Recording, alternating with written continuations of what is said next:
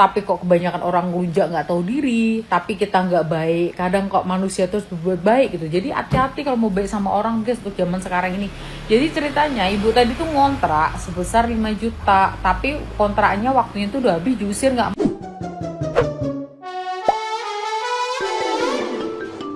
Aksi tidak tahu diri dari pengontrak rumah di Surabaya yang viral baru-baru ini memicu kegeraman mendalam dari seorang netizen yang budiman dengan akun @ratujengkol_.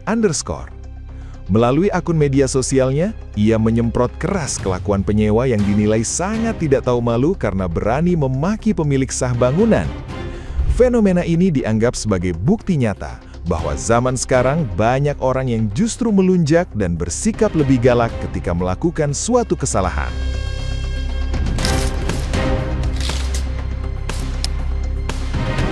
Berkaca dari kasus sengketa tersebut, netizen yang berbakti ini memperingatkan masyarakat agar tidak menjadi sosok yang terlalu segan atau tidak enakan kepada orang lain. Sikap terlalu baik tanpa ketegasan seringkali dimanfaatkan oleh pihak-pihak tidak tahu bersyukur yang gemar memanipulasi keadaan demi keuntungan pribadi. Akibatnya, perilaku buruk dan hilangnya rasa terima kasih seperti itu justru akan memutus rantai rezeki mereka sendiri di masa depan.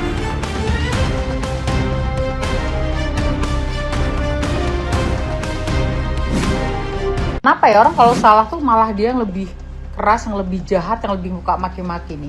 Bikin geram rumah sudah dibeli orang lain, yang ngontrak tuh malah ngotot nggak mau pergi karena yang punya ini mau nempatin sebenarnya guys. Yang kamu ucap 5 juta sudah diberikan saja. Jadi dia tuh bayar 5 juta tapi udah bertahun-tahun lama banget suruh pergi tuh nggak mau. Per tahun tuh 5 juta itu mau ditempatin. Malah yang ngontrak ini malah ngotot, marah, nggak mau pergi. Makanya mulai sekarang tuh mau baik sama orang tuh bingung tau. Karena banyak orang tuh nggak ngunjak kita mau baik. Tapi kok kebanyakan orang ngelunjak nggak tahu diri, tapi kita nggak baik. Kadang kok manusia terus berbuat baik gitu. Jadi hati-hati kalau mau baik sama orang guys untuk zaman sekarang ini. Jadi ceritanya ibu tadi tuh ngontrak sebesar 5 juta, tapi kontraknya waktunya tuh udah habis, diusir nggak mau. Yang punya rumah tuh mau tinggal di situ, tapi yang ngontrak diusir nggak mau. Malah anak dari si ibu tuh maki-maki sama yang punya kontrakan. Itu videonya ada kok, tapi aku nggak mau upload. Makanya jadi orang tuh jangan nggak enakan guys. Aku tuh sekarang lagi belajar biar jadi orang nggak enakan gitu. Salah satu contoh nih, aku punya beberapa orang nih, ngomongin dulu ya guys ya. Dulu waktu di Jakarta, aku ada langganan tukang air, botolan minum yang gede tuh guys. Biasa aku kalau pesen dia tuh kayak 4-5 itu banyak lah, dan dia antar ya guys. Tau nggak berapa? Ini contoh harga, ini contoh aku nggak tahu harga sebenarnya berapa, ini cuma ngasal. Dia tuh satu botol itu dijual sama aku 25.000, which is aku oke lah. Setiap dia ngantar ya, sekali jalan itu kan kadang aku pesen 2-3 itu, aku selalu kasih tip dia tuh kayak 25.000. Bayangin aja guys, satu botol tuh harga 25.000, tapi aku ngasih tip dia tuh 25.000, bisa dapat satu botol gede itu yang berapa liter itu. Tapi aku orangnya nggak pelit karena aku tuh orangnya selalu menghargain orang, waktu orang, walaupun emang mereka bisa diantar. Orang lain mana ada sih ngasih tips senormal satu botol besar itu, jarang. Karena apa? Tapi aku ikhlas. Tapi lama-lama karena aku orangnya mungkin terlalu enak, terlalu menurut aku baik lah ya, bodo amat lah orang bilang apa, nggak enakan juga. Orang-orangnya lama-lama ngelunjak. Setiap aku aku mau pesen air nih pagi, dia balasnya tuh malam, kalau nggak besok pagi. Sedangkan kadang-kadang aku masih bisa nunggu guys, kayak oke. Lama-lama aku agak muak dong. Nih orang kan dagang dan bisa antar. Kenapa kok nggak pernah pegang HP gitu? Karena aku lama-lama kayak aneh gitu kan.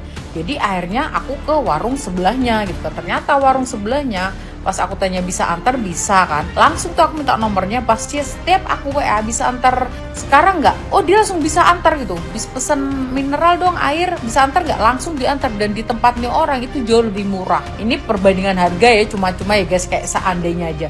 Ternyata di tempat orang ini cuma 20.000, tempat sebelah 25.000, bedanya cuma 5.000 sendiri. Dan setiap aku kasih tip berapapun, mau 10, mau 15, nih orang tuh selalu bilang terima kasih dibanding yang tadi yang pertama. Nggak pernah bilang terima kasih, jarang. Bahkan kadang aku tuh belinya pakai transfer, itu seandainya harganya 225, tak kasih 250, nggak pernah bilang terima kasih. Udah tak screenshot gitu, malah aku yang bilang terima kasih. Sedangkan pihak satu ini dikasih harganya jauh lebih murah, ngantarnya langsung diantar, plus dia selalu bilang terima kasih. Nah dari situ kita tahu, kita belajar bahwa kamu tuh mau kasihan sama orang, mau berbuat baik, belum tentu orang yang kamu bantu tuh tahu diri gitu. Nggak semua orang tuh tahu diri guys, nggak semua orang tuh bersyukur, nggak semua orang tuh ada rasa berterima kasih. Makanya akhirnya rezekinya hilang kan, kehilangan kan. Lumayan kan, mana ada orang ngasih, seandainya beli air mineral harga 225, ngasih tipnya separuh sendiri bisa dapat. Mana ada, nggak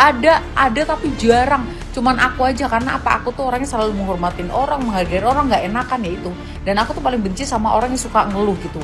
Aku tuh sering banget kenal nih temen lah, tapi nggak akrab-akrab banget. Sini dong beli jualanku makanan makanan apa, es buah seandainya seporsi 10.000 gitu kan. Oh iya, nanti aku sana aku beli ya gitu. Dan ingat ya guys, kalau aku tuh datang ke temanku yang baru buka usaha, aku selalu bayar. Aku nggak pernah yang namanya minta gratisan sama sekali. Bahkan ada follower aku ya, kayak brand lumayan bagus gitu kan, dia jual makanan, baru buka restoran, dia ngirim aku ayam chicken gitu kan. Kamu tau nggak, dia ngirim ke rumahku, dia datang ke rumahku, ya emang sih itu endorse, which is gratis. Aku selalu ngasih tip masnya yang nganter. Paling kalau pakai ojek online tuh cuman kayak 15.000 atau 12.000. Aku kasih 50.000 buat masnya. Loh kok dikasih kak? Udah dipromoin gratis gak apa-apa. Karena aku tuh ya itu tadi, aku tuh menghargain waktu orang guys. Karena tapi karena kebaikanku itu kadang orang suka manfaatin. Nah itu tadi kayak temanku udah buka es buah, oke, aku tuh datang biasanya cuma beli satu gelas ada 10.000. Aku tuh selalu ngasih uang 100.000. Aku selalu ngasih double, plus aku juga promoin. Tapi sebelum aku datang ke sana, beb, nanti ini ya, tolong ini ya, ini permintaan tuh banyak banget. Nanti ini ya beb, satu ini ya, nanti promoin ya, nanti ini beb, tolong kasihan, tolong ini beb. Langsung dia tuh ngeluh dengan keluh-keluhan dia yang panjang lebar ngalor ngidul ngulon. Akhirnya aku gak jadi datang guys, karena ya aku niatnya datang mau bantu, plus aku gak gratis, aku bayar tuh berkali-kali lipat. Nah, gimana nih menurut netizen yang terhormat? Silakan berkomentar ya. Lu kata gue pengen mikir secara logika. Udah numpang ngontrak di tempat orang bertahun-tahun, dari lu udah generasi ketiga ya, dan nggak pernah bayar. Sekalinya diusir sama orang yang punya rumah, yang punya sertifikat tanah secara sah, secara hukum, lu nggak terima, kan aneh. Kalau gue jadi pemilik rumah kagak mau gue kasih kompensasi. Rumah gue, tanah gue punya sertifikatnya. Apaan lo minta kompensasi? Dunia udah mulai aneh.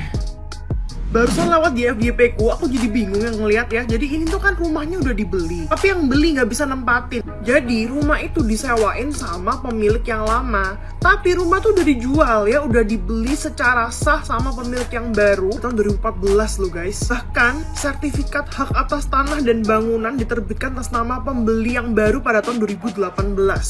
Berarti kan udah sah nih milik pembeli yang baru. Tapi ketika mau ditempati, bangunannya tuh masih ditempati oleh penyewa. Kenapa mereka kok nggak mau pindah? Alasannya itu karena telah memperoleh izin atau mandat dari neneknya untuk menempati rumah tersebut.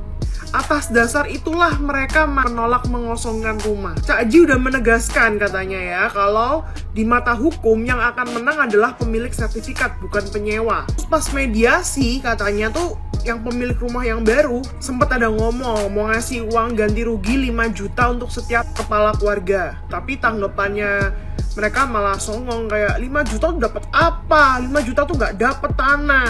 Jelas nggak dapet lah. Kan perkaranya yang menyewa sekarang juga nggak ada bayar kontrak loh ke pemilik yang baru, cuma nempatin gitu aja loh. Ngapain kok yang pemilik rumah baru harus bayar 5 juta per kakaknya untuk ngeluarin mereka? Gak bisa nih tindak secara hukum gimana itu? Apa dijajah sih haknya? Masa yang bener malah yang tertindas?